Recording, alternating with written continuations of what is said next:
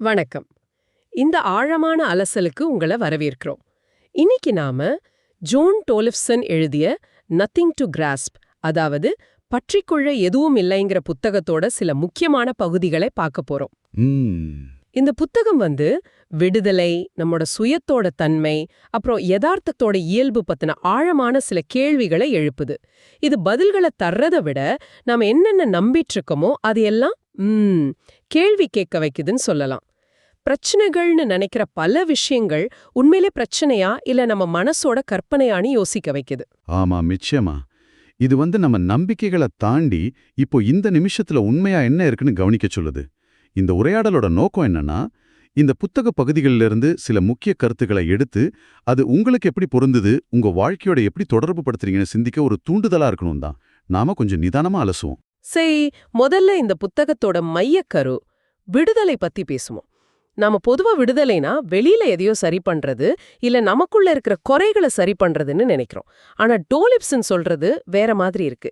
இப்போ இங்க இருக்கிற இந்த நிகழ்கணத்துல அதோட குறைகளோடவே இருக்கிற ஒரு பரிபூரணத்தை உணர்றதுதான்னு சொல்றாங்க. ஆமா, முன்னுரையில சொல்ற மாதிரி குறைபாடுகள்ல சுதந்திரத்தையும் அபூர்ணத்துல பூர்ணத்துவத்தையும் காண்பது, இதுதான் விஷயம். இது கேட்க கொஞ்சம் வித்தியாசமா இருக்குல்ல. ஆனா இதுதான் அடிப்படை. இன்னும் கொஞ்சம் விளக்கணும்னா, நம்ம பிரச்சனைகள்னு சொல்றோம் இல்லையா, குறிப்பா மனரீதியான கஷ்டங்கள், அது பெரும்பாலும் நம்ம எண்ணங்களால உருவாக்கப்படுதுன்னு புத்தகம் சொல்லுது. எண்ணங்களாலா? ஆமா, அதாவது ஏதோ ஒன்று குறைவா இருக்கு, நான் முழுசா இல்ல, எனக்கு சந்தோஷம் வேணும்னா இது மாறணும், அது கிடைக்கணும், இப்படி நாம நினைக்கிறதால தான் துன்பம் வருது. திருப்தியை எப்பவும் நேத்துல இல்ல நாளைக்குல தேடிட்டு இருக்கோம். அப்போ என்ன பண்றது? பிரச்சனையே இல்லைன்னு நினைச்சுக்கிறதா? இல்ல, அப்படி இல்ல. பிரச்சனைய சரி பண்றதுல தீர்வு இல்ல, அந்த பிரச்சனையே ஒரு கற்பனை, ஒரு எண்ணம்னு உணர்றதுல தான் தீர்வு இருக்குன்னு சொல்றாங்க. உதாரணத்துக்கு, நாம சுவாசிக்கிறோம், பாக்குறோம், சுவைய உணர்றோம், இதெல்லாம் நேரடி அனுபவம். சரி. ஆனா அத பத்தி நாம என்ன நினைக்கிறோம், அதுக்கு என்ன கதை சொல்றோங்கிறது வேற விஷயம். அந்த நேரடி அனுபவத்துக்கும் அத பத்தின நம்ம எண்ணங்களுக்கும் இருக்கிற இடைவெளியை கவனிக்க ஆரம்பிச்சா, நாம தேடுற அமைதியும் விடுதலையும் வேற எங்கேயும் இல்ல, இங்கேயே இப்பவே இருக்குன்னு புரிய ஆரம்பிக்கும். ஆனா நம்ம மனசோட சத்தத்துல, அந்த கதைகள்ல இத கவனிக்காம விட்டுடுறோம். புரியுது. அப்போ பிரச்சனைய தீர்க்க முயற்சி பண்றதை விட அந்த பிரச்சனைங்கிற எண்ணமே எப்படி உருவாகுதுன்னு பார்க்கணும்னு சொல்றீங்க. சரி, இதுக்கு அடுத்தபடியா வர இன்னொரு முக்கியமான கருத்து, இந்த நான்கிற உணர்வு. நான் இல்லை, நோ செல்ஃப் அப்படின்னு புத்தகம் சொல்றது, அது கொஞ்சம் குழப்பமா இருக்கே. ஆம், இது உண்மையிலே ஒரு முக்கியமான, அதே சமயம் சரியா புரிஞ்சுக்க வேண்டிய கருத்து. நான் இல்லைன்னா நீங்க ஒரு ஆளா இங்க இல்லைன்னு அர்த்தம் இல்ல. அப்போ நம்ம எல்லாருக்குமே நான் இங்க இருக்கேன்னு ஒரு உணர்வு இருக்கு, அது ரொம்ப இயல்பானது. ஆனா நம்ம வளர வளர இந்த உணர்வோட சேர்த்து நான் ஒரு தனி ஆள், மத்தவங்கள்ல இருந்து, உலகத்துல இருந்து பிரிஞ்சவன், எனக்குன்னு தனி விருப்பம், தனி கதை இருக்குன்னு ஒரு எண்ணத்தை, ஒரு கதையை உருவாக்கிக்கிறோம். ஓ, அந்த கதை தான் பிரச்சனையா? ஆமாம், அந்த கதை தான் பிரச்சனைக்குரிய நான். புத்தகம் என்ன சொல்லுதுன்னா, நாம நினைக்கிற மாதிரி நிலையான தனித்த ஒரு நான் கிடையாது. அது ஒரு மனபிம்பம், ஒரு கருத்து, ஒரு மாதிரி காணல் நீர் மாதிரி. ஒரு செயல் நடக்குது, ஆனா அதை செய்யறதுக்குன்னு தனியா ஒரு செய்பவர் இல்ல. நீச்சே தத்தா சொன்ன மாதிரி, நிகழ்வுகள் நடக்குது, செயல்கள் செய்யப்படுது, ஆனா தனிப்பட்ட செயல் செய்பவர் யாரும் இல்ல. இது கொஞ்சம் ஆழமா இருக்கு. அன்றாட வாழ்க்கைக்கு ஒரு அடையாளம் தேவைதானே? நிச்சயமா தேவை. ஒரு பேரு, ஒரு வேலை, இந்த உடம்பு, இது ஒரு செயல்படும் அடையாளம், ஃபங்க்ஷனல் ஐடென்டிட்டி. அது வேற. ஆனா துன்பத்தை உருவாக்கக்கூடிய, எதையோ பேடிட்டு இருக்கிற அந்த கற்பனையான நான் வேற. இதுக்கு அந்த சிகாகோ உதாரணம் சொல்றாங்களே. ஆமா, ரொம்ப நல்ல உதாரணம்.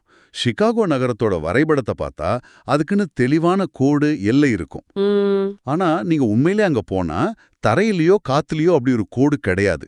நகரம் எங்க ஆரம்பிக்குது, புறநகர் எங்க முடியுதுன்னு பிரிக்க முடியாது. எல்லாம் ஒன்னோடு ஒன்னு கலந்து தொடர்ந்து இருக்கு. ஓ, சரி சரி.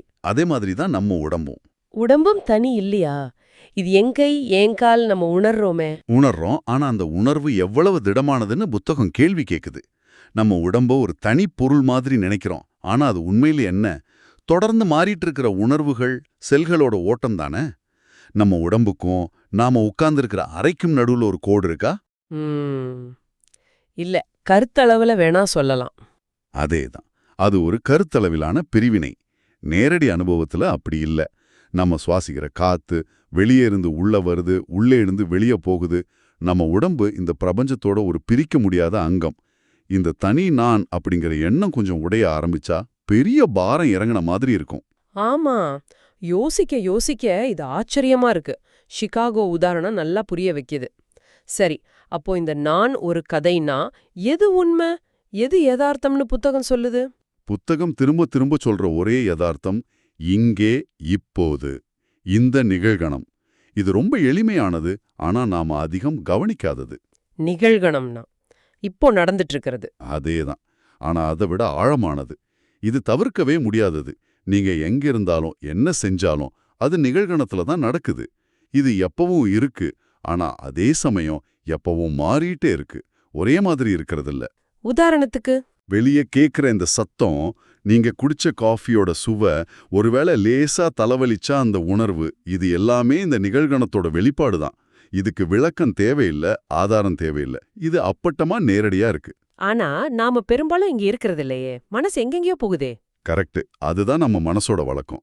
நேரடியா என்ன அனுபவிக்கிறோமோ, பேர் எக்ஸ்பீரியன்சிங், அதை அப்படியே பார்க்காம அதுக்கு மேல ஒரு கதை, ஒரு விளக்கம், ஒரு தீர்ப்பு போடுறோம். இந்த சத்தம் எரிச்சலா இருக்கு, இது நல்லா இல்ல, இந்த வழி போகாது போலன்னு. புத்தகம் என்ன சொல்லுதுன்னா, கொஞ்ச நேரம் எல்லா கதையும் ஓரம் வச்சுட்டு சும்மா என்ன இருக்குன்னு கவனிக்க முடியுமான்னு பாருங்க. உங்க சுவாசம் போயிட்டு வரத கவனிங்க, சத்தங்களை கேளுங்க, உணர்வுகளை உணருங்க. ஒரு பயிற்சி மாதிரி. இந்த நிகழ்கணத்தை உணர்றதுக்கும் விழிப்புணர்வுக்கும் தொடர்பு இருக்கா? நிச்சயமா. இந்த நிகழ்கண அனுபவம் எதுல நடக்குது? அதுதான் விழிப்புணர்வு. அதுதான் நாம இருக்கோங்கிற அடிப்படை உணர்வு. அதுதான் பார்க்கறதுல பார்வையா இருக்கு, கேட்கறதுல கேட்டலா இருக்கு. ஆனா அத ஒரு பொருளை பிடிக்கிற மாதிரி. எப்படி சொல்றது? பிடிக்க முடியாது. அத தேட முடியாதா? தேட ஆரம்பிச்சாலே தேடுற நான் ஒண்ணு, தேடப்படுற விழிப்புணர்வு ஒண்ணுன்னு மறுபடியும் பிரிவினை வந்துடும். அது ஒரு விலைமதிப்பற்ற நகை மாதிரி. ஆனா அது ரொம்ப பக்கத்துல நம்ம கூடவே இருக்கிறதால நாம அதை தேடி அலையிறோம், கவனிக்க தவறுகிறோம். இது சுவாரஸ்யமா இருக்கு. தேடாம இருக்கிறது தான் வழியா? ஒரு வகையில் ஆமா. தேடுறதே நான் எதையோ அடையணுங்கிற எண்ணத்திலிருந்து வருது. இன்னொரு விஷயம், ஆழ்ந்த தூக்கத்துல என்ன ஆகுது? இந்த உலக அனுபவம் மொத்தமா மறைஞ்சிடுது. அனுபவிக்கிற நானும் மறைஞ்சிடுது. அப்போ எது இருக்கு? யோசிக்க வேண்டிய விஷயம். ஆமா, விழிப்புணர்வுங்கிறது ஒரு அனுபவம் இல்ல. அது எல்லா அனுபவங்களும் வந்து போற இடம் மாதிரி. சரி, இப்போ நாம நான் ஒரு கற்பனை, நிகழ்கணம் தான் யதார்த்தம்னு பார்த்தோம். இது நம்ம செயல்கள், தேர்வுகள் பத்தின பார்வையில என்ன மாற்றத்தை கொண்டு வரும்? புத்தகம் தெரிவின்மை, சாய்ஸ்லெஸ்னஸ் பத்தி பேசுதே, அது என்ன? ஆமா, இதுவும் கொஞ்சம் ஆழமா பார்க்க வேண்டிய இடம். நம்ம பொதுவா நினைக்கிறோம் நம்ம வாழ்க்கை நம்ம கையில, நம்ம கட்டுப்பாட்டுல இருக்கு, நாம எடுக்கிற முடிவுகளால தான் எல்லாம் நடக்குதுன்னு. ஆமா, அப்படிதானே நினைக்கிறோம். ஆனா புத்தகம் என்ன சொல்லுதுன்னா, நம்ம எண்ணங்கள், நம்ம ஆசைகள், நம்ம செயல்கள் எல்லாமே நாம அறியாத பல்லாயிரம் காரண காரியங்களோட விளைவு. அது ஒரு தனிப்பட்ட நான் எடுக்கிற சுதந்திரமான தேர்வு இல்ல. என்னது? இது கேட்கவே கொஞ்சம் பயமா இருக்கே. அப்போ எதுக்கு முயற்சி பண்ணணும், நல்லது செய்யணும்? நல்ல கேள்வி. இங்கதான் டாலிப்சன் அவங்களோட சொந்த அனுபவங்களை, குறிப்பா அந்த மது பழக்கம், விரல் கடிக்கிற பழக்கம், அதிலிருந்து மீள முயற்சி செஞ்சத ரொம்ப நேர்மையா சொல்றாங்க. பல வருஷமா அதை கட்டுப்படுத்த முயற்சி பண்ணி தோத்து போயிருக்காங்க. எப்போ அவங்க கிட்ட கட்டுப்பாடு இல்லைங்கிறத உண்மையிலேயே உணர்ந்தாங்களோ, அப்பதான் அந்த போராட்டத்திலிருந்து ஒரு விடுதலை கிடைச்சிருக்கு.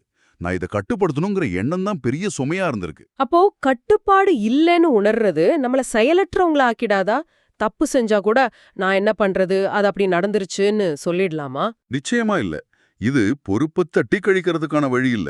இது தேவையற்ற குற்ற உணர்வு, நம்ம மேலையும் மத்தவங்க மேலையும் பழி போடுறது, இதுல இருந்து விடுதலை தருது. ஒரு செயல் நடந்துடுச்சுன்னா அதுக்கான விளைவுகளை சந்திக்கணும், பொறுப்பே இருக்கணும், அக்கௌண்டபிலிட்டி. அதுல மாற்று கருத்து இல்ல. ஆனா அந்த செயல் ஏன் நடந்துச்சுங்கிறதுக்கு பின்னாடி இருக்கிற அத்தனை காரணங்களும் நம்ம கையில இல்லைன்னு உணரும்போது நமக்கும் மத்தவங்களுக்கும் மேல ஒரு விதமான இரக்கம் வருது. சரி சரி. நான் ஏன் அப்படி செஞ்சேன் அல்லது அவங்க ஏன் அப்படி செஞ்சாங்கங்கிற கேள்விகளுக்கு பதில் தேடி அலையாம அந்த சூழ்நிலையை இன்னும் தெளிவா பார்க்க முடியுது. இதத்தான் கண்ட்ரோல் அண்ட் சரண்டர் பகுதியில சரணடைதல்னு சொல்றாங்களா? சரணடைதல்னா முயற்சியை விட்டுடுறதா? ஸ்லடைதல்னா தோல்வியை ஒத்துக்கிறது இல்ல, செயலற்று போறது இல்ல. அது எதிர்ப்ப நிறுத்துறது. என்ன இருக்கோ அதை எதிர்த்து போராடாம அதை அப்படியே ஏத்துக்கிறது. டாலிப்சன் இத ஐக்கிடோ கலையோட ஒப்பிடுறாங்க. எதிரியோட பலத்தை எதிர்த்து நிக்காம அவங்களோட ஆற்றலோட ஒன்றிணைந்து போறது. ஆமா, கேட்டிருக்கேன். அது மாதிரி வாழ்க்கையில வர்ற கஷ்டங்களை உணர்ச்சிகளை எதிர்த்து போராடாம அது இருக்குன்னு ஏத்துக்கிட்டு அதோட எப்படி பயணிக்கிறதுன்னு பார்க்கறது. நம்ம மனசுல வர்ற எண்ணங்கள் உணர்ச்சிகள் இதெல்லாம் நம்மளோட தனிப்பட்ட வானிலை மாதிரி. அது நம்ம கட்டுப்பாட்டுல இல்ல. புயல் வந்தா நம்ம என்ன பண்ணுவோம்? அதோட சண்டை போடுவோமா? இல்ல, பாதுகாப்பா இருப்போம். அதேதான். அது போற வரைக்கும் பாதுகாப்பா இருப்போம். அதை நிறுத்த முயற்சி பண்ண மாட்டோம். அது மாதிரி தான் இதுவும். இந்த புரிதல் ஒரு பெரிய நிம்மதியை கொடுக்கும். ஆமா, இது ரொம்ப ஆழமான பார்வை. கட்டுப்பாடு இல்லைன்னு உணர்றதே ஒரு விதமான விடுதலைய குடுக்குங்கிறது உண்மையிலே புதுசா இருக்கு. சரி, இவ்ளோ பேசினதுக்கு அப்புறம் ஒரு முக்கியமான கேள்வி வருது. நாம ஏதாவது செய்யணுமா வேண்டாமா? விடுதலை அடையறதுக்கு ஏதாவது பயிற்சி இருக்கா, இல்ல சும்மா இருந்தா போதுமா? இதுதான் மில்லியன் டாலர் கேள்வி. புத்தகம் இங்க ஒரு சுவாரஸ்யமான முரண்பாட்டை முன்வைக்குது. ஒரு பக்கம் எதையாவது அடையறதுக்கோ மாத்துறதுக்கோ ஒரு தனிப்பட்ட நான் இல்லைன்னு சொல்லுது. இன்னொரு பக்கம் தியானம், சுய விசாரணை மாதிரி பயிற்சிகள் நம்ம வாழ்க்கையில வரலாம். அது சில சமயம் உதவியா தெரியலான்னு சொல்லுது. அப்போ பண்ணலாமா வேண்டாமா? குழப்பமா இருக்கே. பயிற்சி பண்ணணுமா வேணாமாங்கிறத விட அந்த பயிற்சியோட நோக்கம் என்னன்னு புரிஞ்சுக்கிறது முக்கியம். இந்த பயிற்சிகள் எல்லாமே இறுதியில எதுக்கு உதவுதுன்னா, நம்ம கவனத்தை மறுபடியும் இந்த நிகழ்கணத்துக்கு, அதாவது ஏற்கனவே இங்க என்ன இருக்கோ அதுக்கு திருப்புறதுக்கு தான். அது ஏதோ ஒரு இலக்கை அடையறதுக்கான கருவி இல்ல, ஏற்கனவே இருக்கிறத பார்க்கறதுக்கான உதவி. வேன் லிகர்மன் சொன்ன மாதிரி பாதை விரிஞ்சுக்கிட்டே போய் கடைசியில பாதையே இல்லாம போயிடும். ஓ, அதாவது பயிற்சிகள் முதல்ல உதவியா தெரியலாம், ஆனா போக போக நம்ம அடைய வேண்டியது ஒண்ணுமில்ல, எல்லாம் இங்கே இருக்குன்னு புரியும்போது அந்த பயிற்சியே தேவையில்லாம போகலாம்.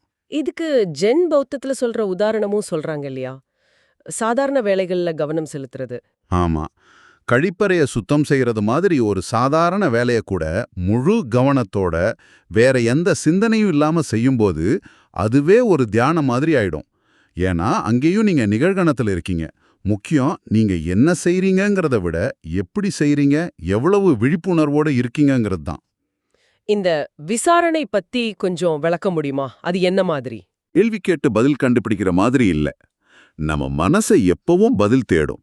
ஆனா இந்த விசாரணைங்கிறது பதில தேடாம கேள்வியிலேயே தங்கி இருக்கிறது.